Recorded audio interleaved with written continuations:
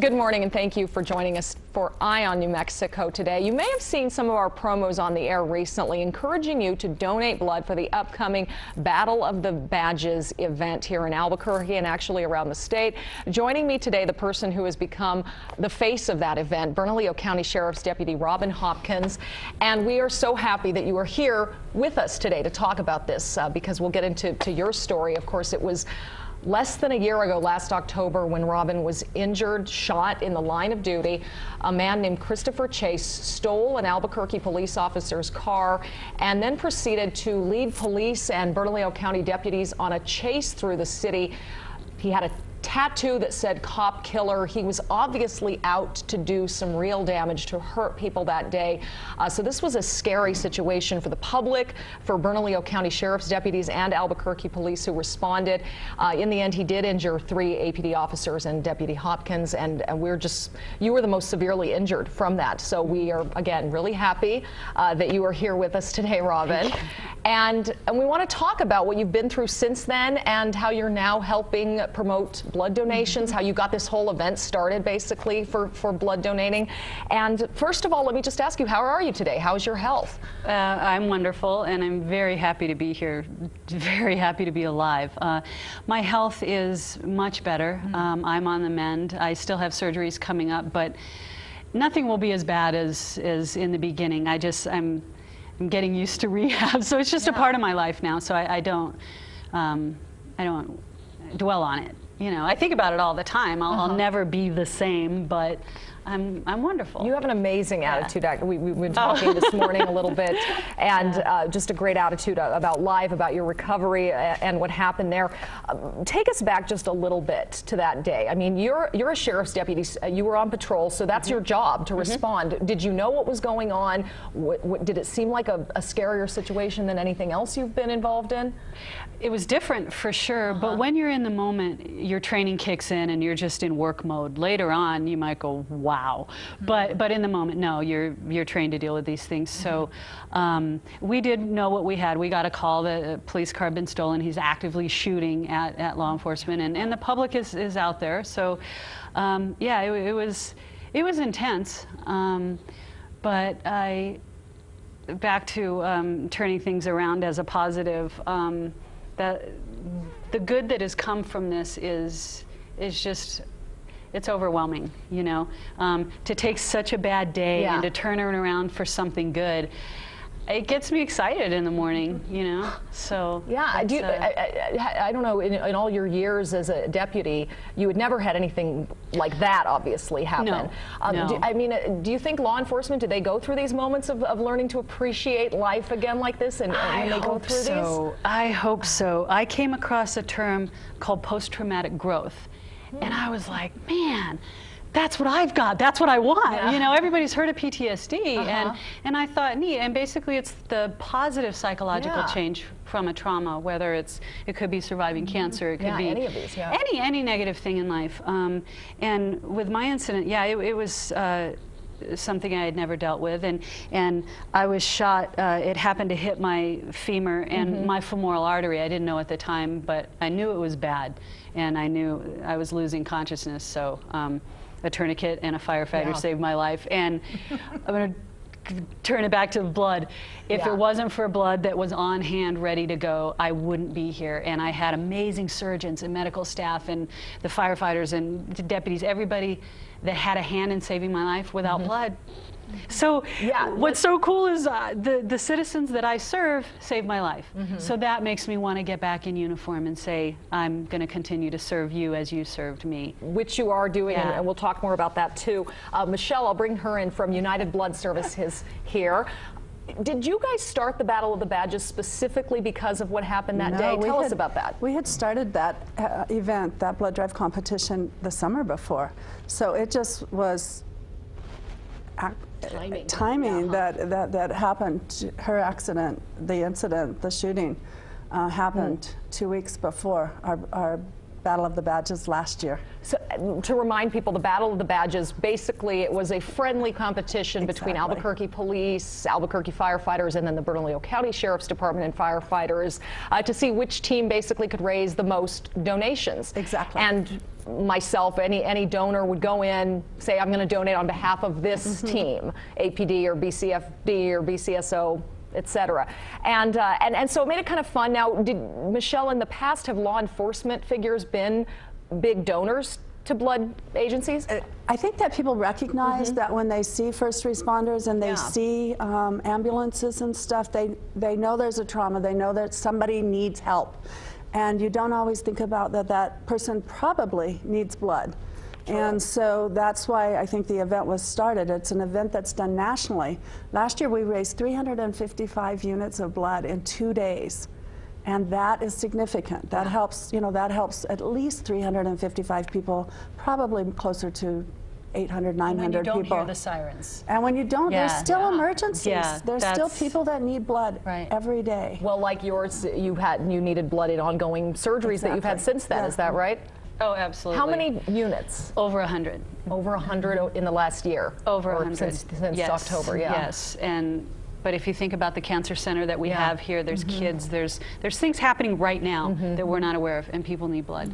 And we just got on board, obviously, to create the awareness. So, yeah, Michelle, I wanted to bring in a prop you have there, actually, because this is interesting, and it kind of shows kind of the real people donating and how they're making an impact. This is, well, on the side there it says blood products received by Deputy Hopkins. Tell us about that. So this is just a map, if you will, or a diagram of all of the donors that helped her, and we were able to track where her units of blood came from, who were your donors. And one of your donors was a 17-year-old, the youngest donor, and the oldest donor was a 71-year-old man from Roswell. All walks of life. So you are now literally the community. The community is part of you. Yeah, that's community-oriented policing. I love it. Yeah. And so this just describes that. Every age, every blood type. Until we found out, Robin is type A positive. So once she was able to, and I know are type O negative. So you're the universal donor. So when she needed blood initially, they use type O neg. Before they know. Before they know. And then as soon as they know, they'll start using A positive. And so these people were probably all A pos, probably some O pos and O negs. Wow. But they are the donors for your donors. And summertime and holidays is the greatest need, but if people can donate throughout, and there's benefits. There's points that they receive. It's all on the website. And I use all of that because, as you mentioned, since I am O negative, I do get calls from United Blood Services, to donate, and I take advantage when they are giving the freebies away, or at our health fair every year in January. I always try to donate blood there as well. It's a great program, and anyone can donate blood. I'm over a certain age, pretty much, but as you pointed out, 17 up so to pretty much 16 any years age. old is the minimum age, and 16-year-olds need parental permission, but 17 and up, no upper age limit. And I hear people always say, "Oh, I'm too old," and you're not too old. I'm disqualified. And I'm disqualified. And we were talking about that earlier. Sometimes people, if they have diabetes, they think they can't donate. If they've had a tattoo, they think they can't donate. And you can. If your tattoo was done professionally in the shop in New Mexico, I can donate the next day. If it was done at home, I wait a year. And so you can still donate, and diabetics can donate as long as they're healthy and their blood sugar is in control. And we'll take your blood pressure. We take your pulse. We take they take very good care so we want to make sure. I always feel so well treated when I donate blood. You feel like the patient in some ways. They're fussing over you and getting you the snacks. You're the hero. You really are. Yeah, honestly. They do. They make you feel great, and so it is just a nice feeling overall to feel like you're helping someone as well as you're being taken care of. We were talking about this a little bit. When you donate blood, you're really impacting entire families because Robin has a 24-year-old son. Soon to be 24. Almost 24. And then you also have a 2.5-year-old son. Yeah. I've met your older son, actually, a great guy, a young person, and I remember thinking when this happened, how is he taking it? And seeing those pictures of you with your baby. Right. You're a mother. You're a wife. You have a whole family, your daughter, we saw your parents with Sure, you yeah, in one story that we yeah. did. These people have made an impact on your whole family. This must have been really hard for them. Well, they also understand that this is the job that I love, and these are the risks that we take, and they're accepting of that too. But sure, emotionally, yeah, it was hard on them. But when you donate blood, yeah, you're not just helping that one individual, you're giving to that whole family and friends and back to community. So when I go back to work, I'll continue to serve because of blood donation. It just blows my mind. And you know, it just popped into my head when I was saying it, how we saw your parents out there with you, and that you know, even as an adult. Was that hard for them to see their daughter? They flew in from California. Okay. And yeah, I was like, Mom, don't cry. And she was like, that's impossible. I said, I know. I'm fine, though. And yeah, it was heartbreaking for them, you know, to watch me go through it. But I'm on the mend. They're getting to see you do some amazing things. And you know, coming back to what I mentioned, we'd talk a little bit about you getting back to work. What are you doing now? I'm on light duty at the academy, so I can do, you know, office work, anything. I was able to talk to the cadets about my incident and hopefully inspire, and they inspire me, you know, to see them starting out on the job, and I can tell them this is just the best profession, and what you're getting into is it's hard to describe. It's worthwhile. That's Absolutely. amazing for someone who's been through that. And you know, sadly, we just had this past week another Bernalillo County Sheriff's deputy involved in an incident. I thought of him, absolutely. Where he had to fire his gun to protect himself. And we talked to actually a good Samaritan, a civilian who went to help rescue him, and who mentioned to us that he actually is interested in becoming a deputy as well. That's and I thought amazing. that's amazing that people see these horrifying events and what can happen to you and still want to get into it. What is that? I mean, I think it's a human thing that you want to help in some way, and we all do. Whatever job you do, you're contributing to the community. But that's really neat. I hadn't heard that about him. I just think it's something inside you that just says, you know what, bad guys aren't going to win.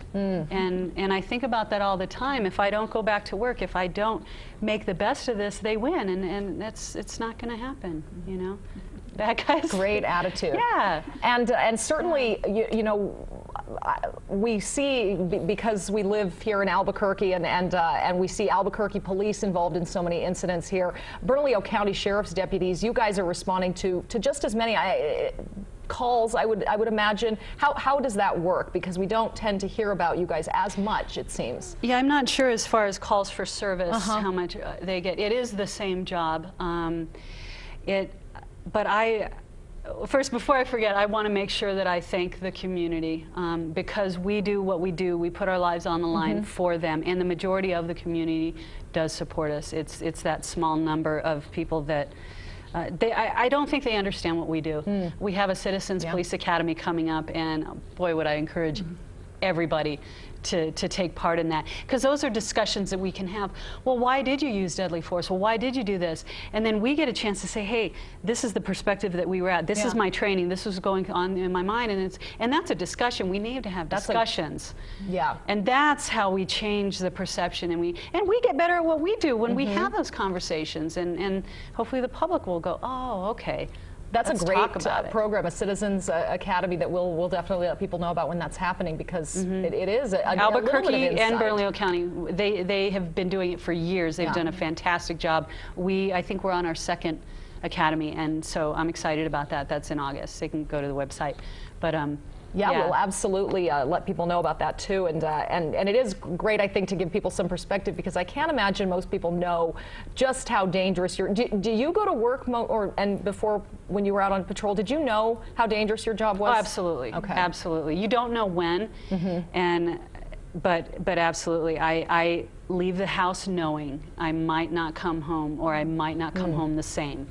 And my husband is very aware of that too, and he's amazing, just amazing. And he's saying, don't be thinking of me, you be thinking of your job. Wow. And and I'm like, okay, because that's how you come home.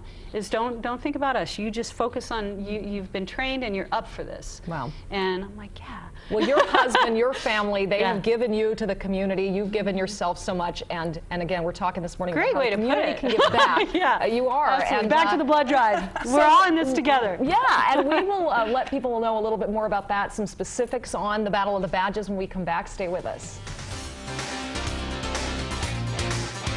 Welcome back, and thank you for staying with us. You're looking at some video from last year's Battle of the Badges here in Albuquerque. A lot of people giving their time to donate some blood. To give you an idea of how this all works once again, there's the former chief there, police chief donating blood. Basically, you're deciding, do you want to donate on behalf of Albuquerque Police and Bernalillo County Sheriff's deputies, or on behalf of the firefighters, AFD and BCFD. Friendly competition, of course, but we do see the plaque here. This is important. Michelle, from last year, 2013, the firefighters won. They by just one won unit? By one unit. Wow. And so this year, of course, we're encouraging people to come donate. Our goal is 400 units. And when you donate, you get to vote for who you are donating for. And then every donor will get a T-shirt. And the T-shirts have either red or blue on them for your team. And it's nice. A competition where there's really no loser. As Robin says, the whole community is a winner. Yeah, exactly. And this is happening August 15th and 16th here in Albuquerque, and we'll get you all the details. You'll be hearing about this a lot over the next week, but on the 15th from 12 to 6 at Cottonwood Mall and the Marriott Uptown, and on the 16th at the same place, 12 to 6 and at Cottonwood, and 9 to 3 at the Marriott Uptown. So a lot of opportunities to donate. This is tough, though, to make the choice who to donate for, because even Robin said, you're a sheriff's deputy, but a firefighter saved my life. Yeah. Yeah. So, among many factors, but he put the tourniquet on my leg, and I got to speak with him later and thank him. Wow. And yeah, and he was very humble about it all. It was so interesting, actually, after that happened last year, and I'll remind you, if anyone's just tuning in, we're talking to Robin Hopkins, the Bernalillo County Sheriff's deputy, wounded in the line of duty last year by a man on a shooting rampage that also injured 3 Albuquerque police officers.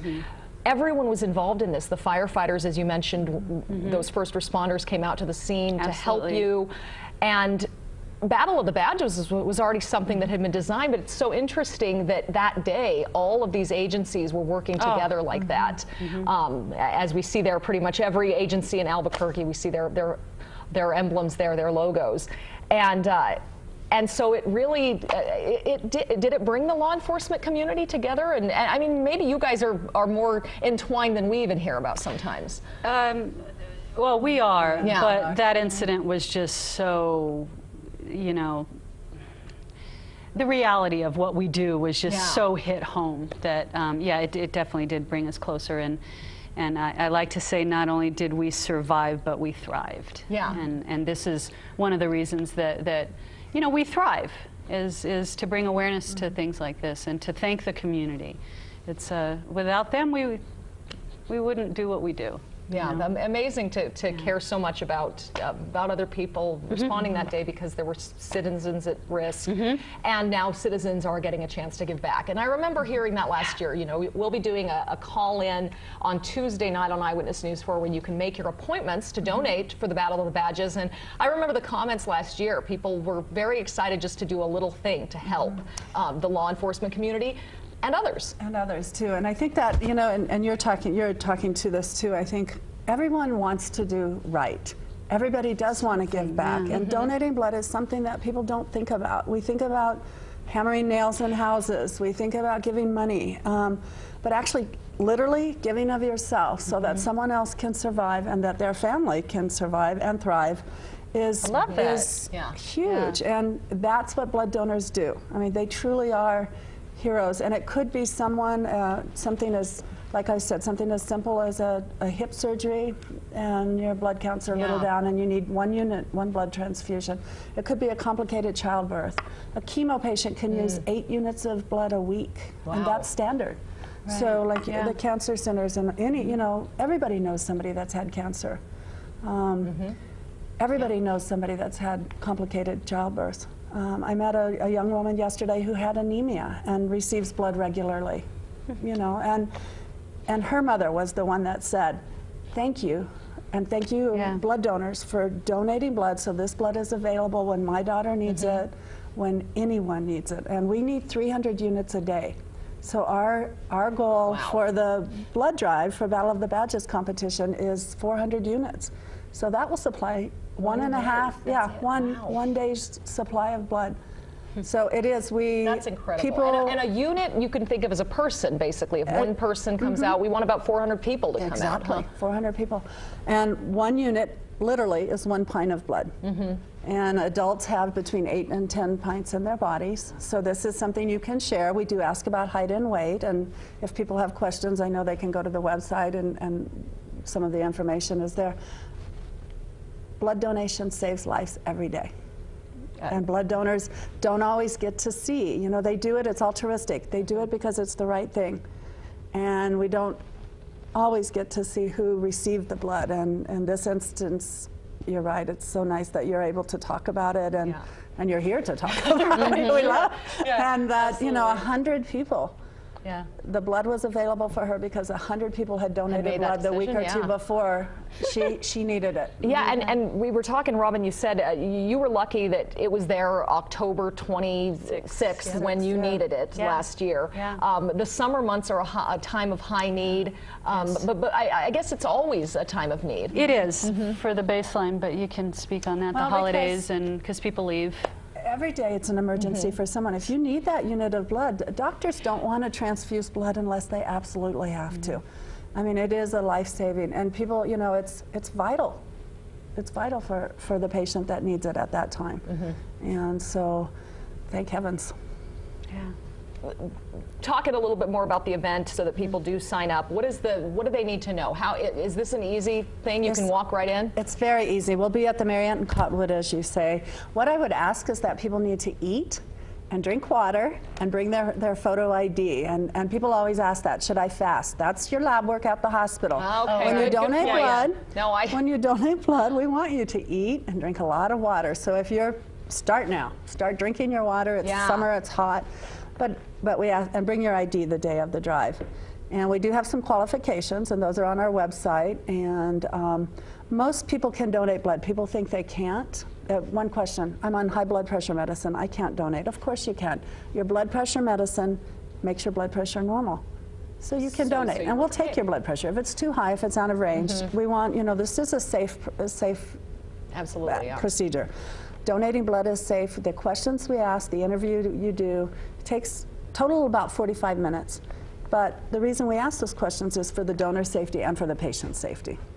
Now, Robin, last year when this happened in November, so quickly after your injury, I'm sure were not able to go out to the events. Obviously, you were still in the hospital.